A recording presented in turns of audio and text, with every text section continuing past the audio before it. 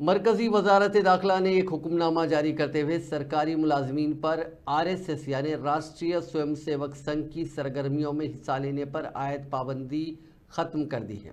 वजारत दाखिला के इस हुक्म पर आरएसएस और बीजेपी ने खैर मकदम किया, जबकि कांग्रेस ने इस पर शदीद तनकीद करते हुए सवालात उठाए हैं। कांग्रेस ने इतवार को मरकजी हुकूमत के वजारत दाखिला के जरिए जारी करदा इस फैसले पर सख्त तनकीद की।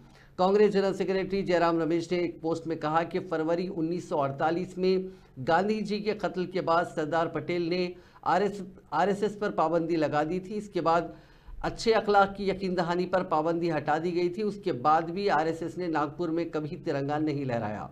कांग्रेस के जनरल सेक्रेटरी ने मजीद कहा कि 1966 में आरएसएस की सरगर्मियों में हिस्सा लेने वाले सरकारी मुलाजमीन पर पाबंदी लगा दी गई थी, जो सही फैसला भी था। यह 1966 में पाबंदी लगाने के लिए जारी करदा सर्कुलर सरकारी हुक्म है। 4 जून 2024 के बाद खुद साख्ता गैर हयातियाती वज़ीर आज़म और आरएसएस के दरमियान ताल्लुकात ख़राब हो गए। 9 जुलाई 2024 को 58 साला पाबंदी हटा दी गई, जो अटल बिहारी वाजपेयी के दौर में भी नाफिज थी।